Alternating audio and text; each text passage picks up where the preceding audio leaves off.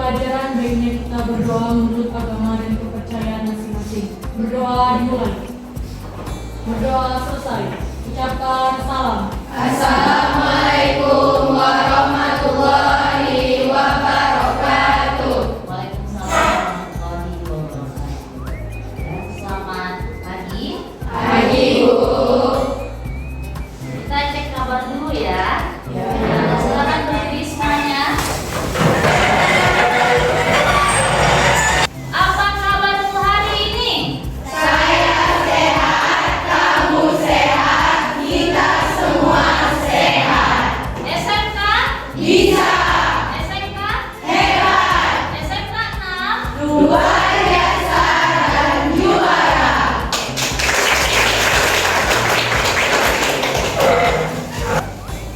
Ibu akan cek kehadiran Anda semuanya. Ada yang tidak hadir? Ya, Bu. Siapa yang baik? Kita sebelum masuk materi hari ini, siapa yang masih ingat materi minggu yang lalu? Ya. Tentang apa kita bahas minggu yang lalu? Puisi. Siapa yang kira-kira masih ingat apa itu puisi? Saya, Bu. Nah, coba Alia.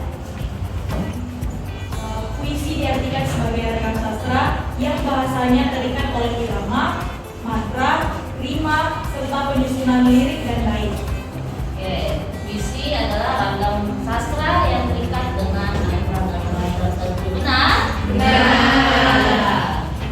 ya, teman-teman. Saya juga masih ingat ya.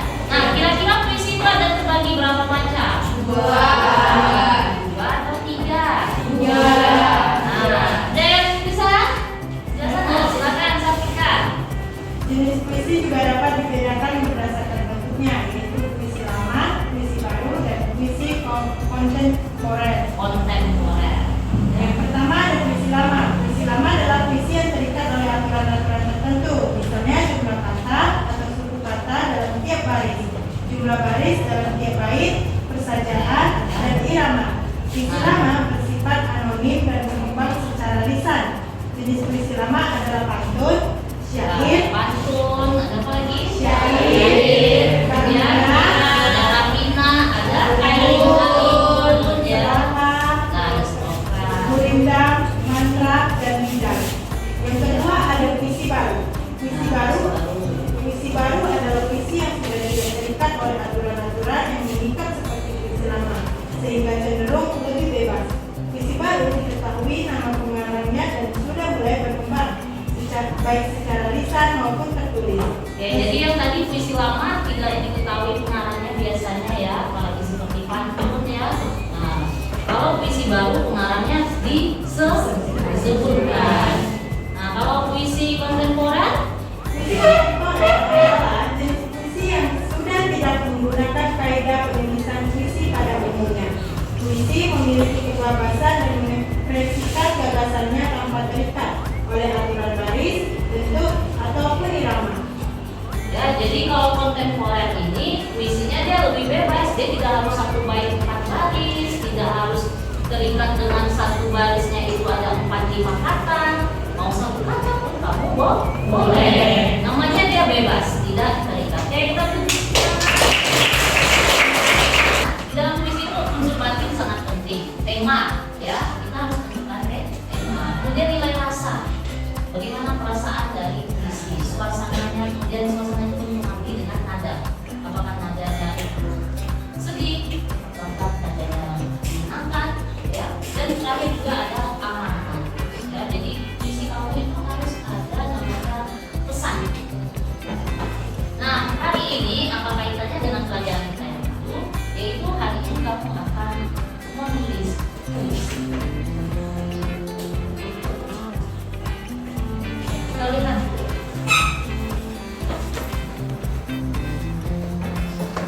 Sebelum kita masuk ke materi, apakah Anda pernah mengamati sebuah objek? Nah, ya. Objeknya bisa benda mati? Bisa masuk hidup. Ya. Nah, setelah kamu mengamati, kira-kira kamu ingin menuangkan perasaan objek itu? Dengan cara apa kamu melakukannya biasanya? Dengan menulis, ya. Bisa mungkin kamu tulis dalam bentuk cerpen, ya. Bisa dalam bentuk kata-kata mutiara, ataupun dalam bentuk puisi, ya. Jadi kalau dilihat dari pertanyaan ini, kira-kira nantinya kamu akan membuat puisinya seperti apa? Ya. Berdasarkan objek. Jadi tujuan pembelajaran kita hari ini adalah peserta didik dapat menulis puisi berdasarkan objek yang diamati. Jadi dari objek yang kamu amati itu nanti akan menginspirasi kamu membuat puisi. Ya, tapi sebelum itu harus tahu dulu apa saja langkah-langkah pembuatannya, ya, atau tahapannya. Ada yang tahu apa saja tahapannya? Sebelum kita ulas lebih lanjut, ada yang tahu? Kalau menulis biasanya kamu tentukan apa saja? Tema itu paling dasar ya, paling dasar itu tema. Ya, kamu mau tentang apa? Kemudian juga, ini dia ada 5 langkah dalam menulis. Bukan 5 langkah dari rumah ya. Nah, kalau 5 langkah dari rumah apa namanya? Tetangga. Ya. Oke, kita lihat dulu yang pertama kamu menentukan tema. Ya, temanya apakah tentang perjuangan, ya, apakah keluarga. Kemudian tentukan suasana puisi yang akan dibangun. Jadi kalau suasananya itu ingin kamu bangun membahagiakan, maka kamu gunakanlah kata yang khususnya bahagia atau menyenangkan. Tapi kalau sedih atau suasananya haru, maka pilihlah kata yang mewakili. Nah, makanya di sini yang di nomor 3 memilih diksi atau pilihan kata yang tepat. Jadi diksi itu artinya pilihan kata. Ya, jadi dalam diksi itu mewakili perasaan penyair untuk menonjolkan suasana dan rasa dari puisi. Kemudian gunakan majas dan unsur citraan atau imaji yang sesuai. Di teman kita sebelumnya sudah dibahas juga apa itu majas, citraan dan imaji supaya maksudnya lebih indah. Beda ya bahasa sastra dengan bahasa non-sastra. Beda ya. Ada majas perumpamaan, ada majas apa lagi? Tipe bola, ya kan, berlebihan. Nah, ya. Kemudian ada unsur citraan juga.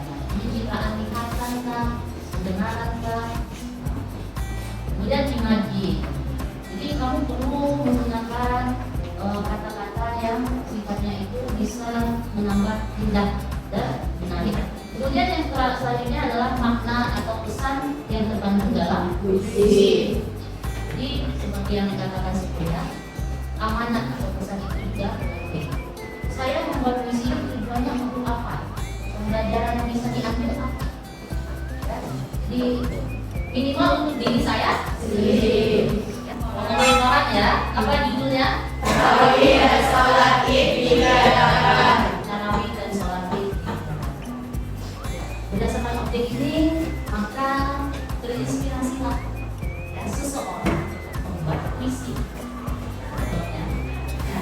Silakan dibaca, ada yang bisa membacakannya. Karya Nur Fitriana. Jikalau maghrib datang menjelang di penghujung hari bulan Sya'ban, sebentar lagi akan datang sholat tarawih segera digelarkan.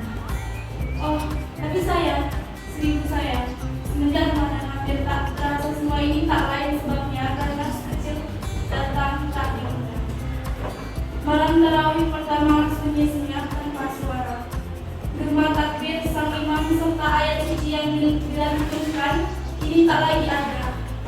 Kami rindu Ramadan yang dulu, kami rindu suasana yang lalu. Kapankah ini akan berakhir? Entahlah. Hanya doa yang kami antarkan, semoga musibah ini segera hilang agar kami kembali terukis senyuman di dalam perjuangan yang percaya. Terima kasih untuk Krisna. Ini puisi ibu buat sendiri ya. Di saat kita galau-galau menjelang puasa waktu itu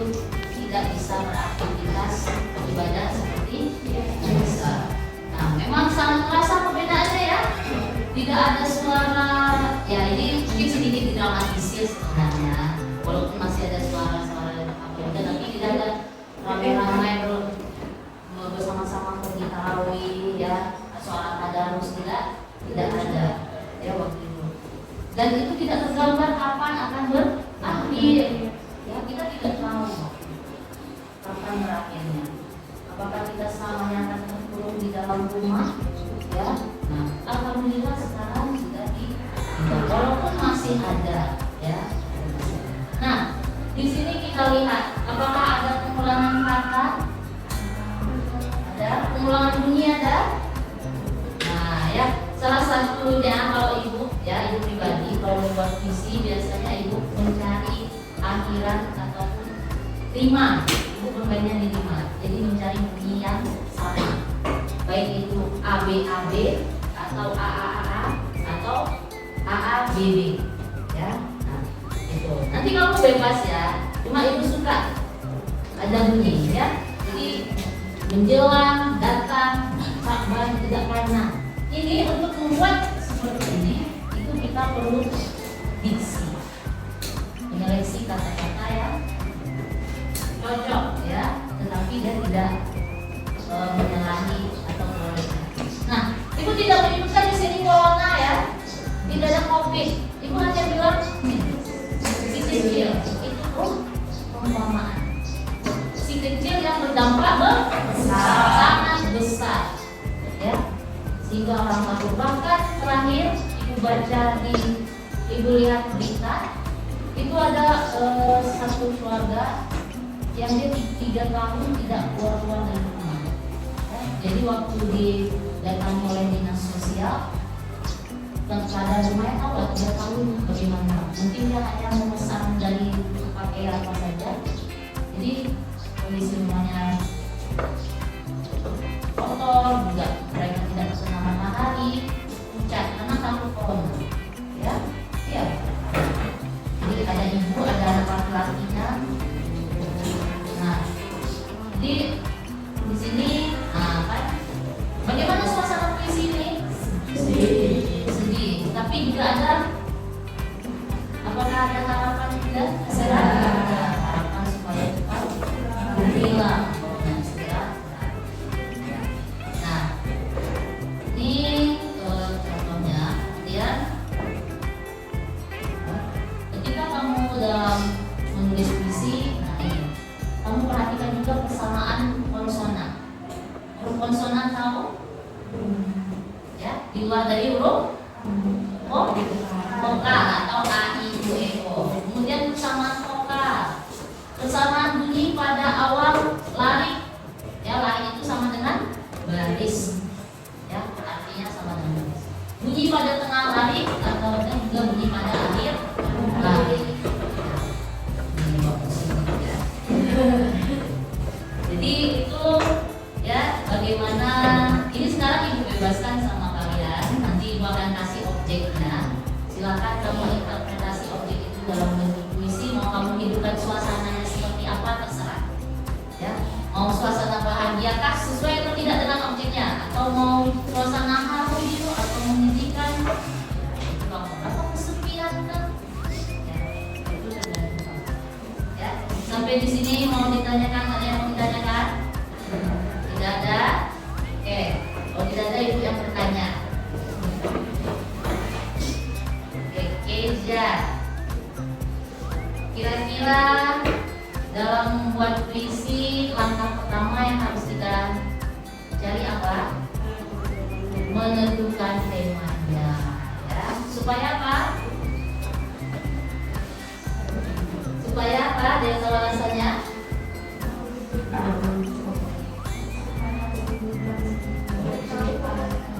Iya, supaya tahu pokok permasalahan dalam puisi. Nah, tema itu juga nanti yang akan menjadi kunci kamu dalam mengembangkan baik-baiknya.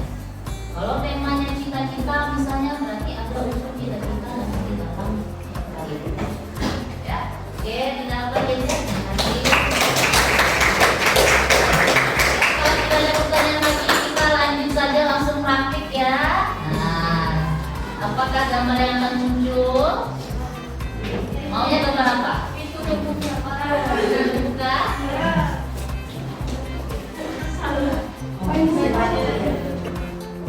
Gambar apakah ini?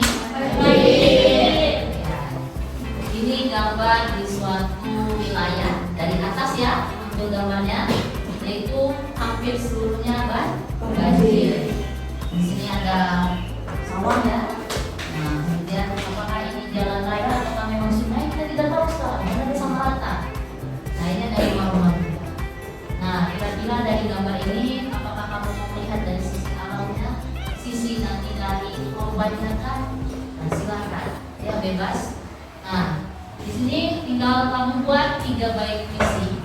Tiap baitnya mau kamu buat 4 baris, 3 baris, terserah. Yang penting 3 bait puisi. Ya, silakan dimulai.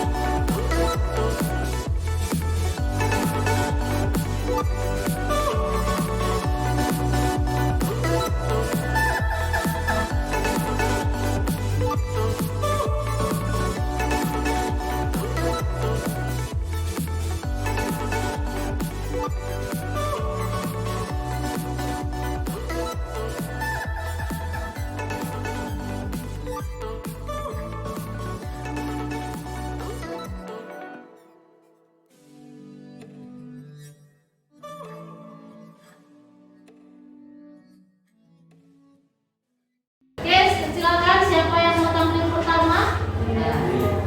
Ayo silakan, Imel. Di depan.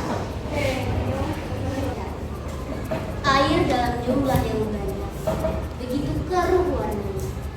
Tidak ada yang tahu perjalanan air. Tapi yang entah ia melewati selokan, jalanan, rawa, tapi yang pasti air ini keruh sekali. Teringat olehku, oh tadi malam, langit menangis deras sekali. Pagi saja terdengar suara riuhan orang-orang. Ada yang kesal, ada yang marah, namun ada juga yang terdengar bahagia. Namun aku berdiri di sini melihat semua orang dan melihat genangan air yang keruh ini hanya bisa masuk. Terima kasih.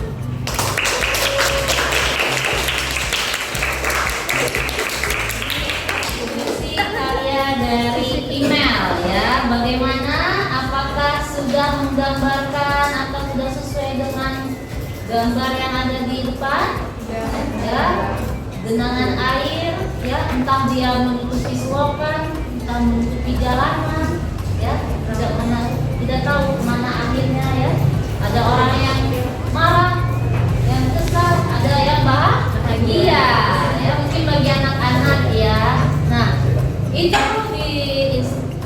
apa maksudnya diinspirasikan, ada berarti dibayarkan email, ada orang-orang di sini ya yang terdampak baik. Oke, kita beri dulu tepuk tangan untuk tim. Siapa lagi selanjutnya? Ayo selanjutnya Linda. Siapa? Husna? Ya. Boleh, silakan.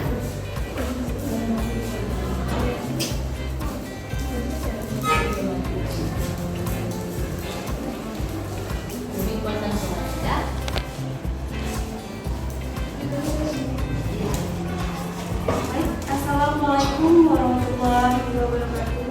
Waalaikumsalam warahmatullahi wabarakatuh.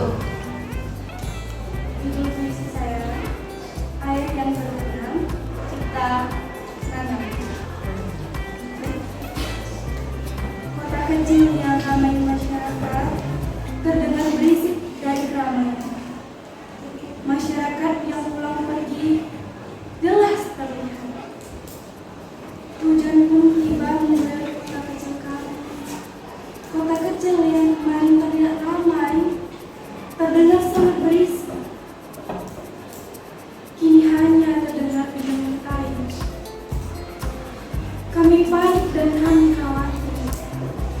Hujan deras menjadi banjir. Tapi kami tak takut. Karena kami yakin pertolongan Tuhan akan segera hadir. Oke, terima kasih. Assalamualaikum warahmatullahi wabarakatuh. Ada yang mau memberikan masukan atau memberikan pendapat terhadap puisi kedua dari Nana ya atau Husna? Ya, ada? Bagaimana kira-kira dari sudut pandang? Silakan. Sedikit ya, itu dengan hati yang terlihat hanya yang terdengar, ini yang terdengar hanya genangan air. Kalau email sarannya itu harusnya yang terlihat adalah terdengar. Soalnya karena buat dari keramaian itu terdengar berisik, jadi jadi terdengar lagi air itu. Soalnya melihat orang ramai itu karena buat terlihat genangan air dan terdengar Nah, Jadi terlihat terlihat orang ramai juga ada. oke ya, itu saran dari email ya. Mungkin penggunaan kata pemilihan katanya kalau genangan air itu lebih apanya terlihat daripada terdengar. Cuma maksud dari Husna terdengar itu karena gemerisik awal munculnya air itu ya. Mungkin berisiknya dari hujan atau dari gemuruh ya. Soalnya ramai dari masyarakat kegelolahan gitu kan. Ya. Jadi perputaran indera namanya. Itulah citraan. Perputaran indera ya. Nah, ya jadi pemaknaannya bisa jadi berbeda. Ya, tidak apa. Terima kasih masukannya. Ya. Isi yang telah kamu buat ya. Nanti silakan kamu sempurnakan di rumah. Kemudian kamu salin ke Canva supaya indah. Ya, kalau perlu kamu berikan unsur-unsur hiasan yang mewakili puisi kamu. Jangan lupa di bagian akhir berikan amanat. Amanat puisi itu apa? Atau pesannya. Ya, jadi tidak hanya membuat, kamu harus tahu amanatnya apa. Bisa? Waktunya 1 minggu cukup? Cukup. Ya, oke. Nah, oke. Terakhir sebelum kita mengakhiri pembelajaran, kira-kira apa yang Ananda dapatkan hari ini? Ya, selama lebih kurang 2 jam pertemuan ini, apa yang Ananda peroleh atau Ananda dapatkan? Ada yang bisa menyampaikan? Nah, silakan Vanila. Kesimpulan dari pelajaran yang kita pelajari hari ini, menurut Adila sendiri, sebelum membuat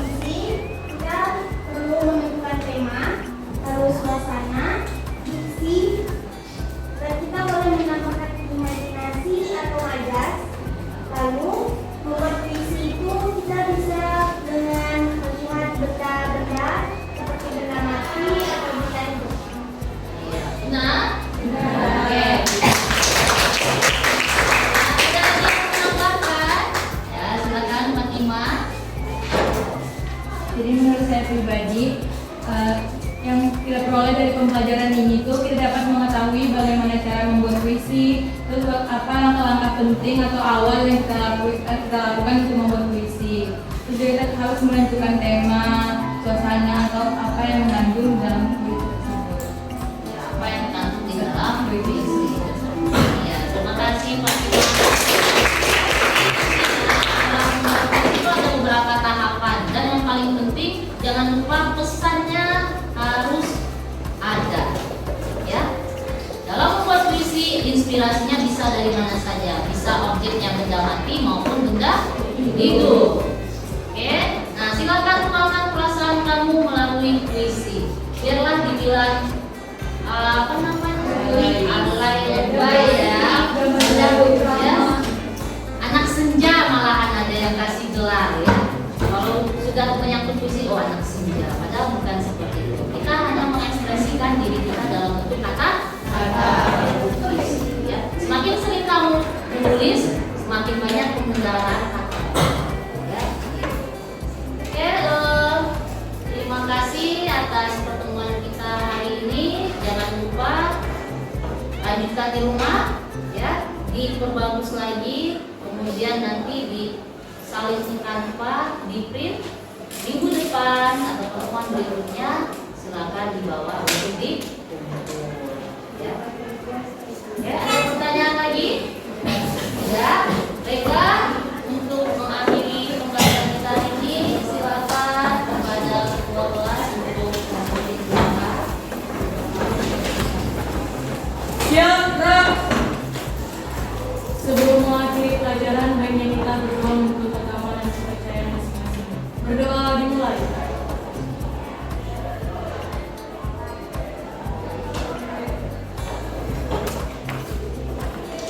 Berdoa selesai. Ucapkan salam. Assalamualaikum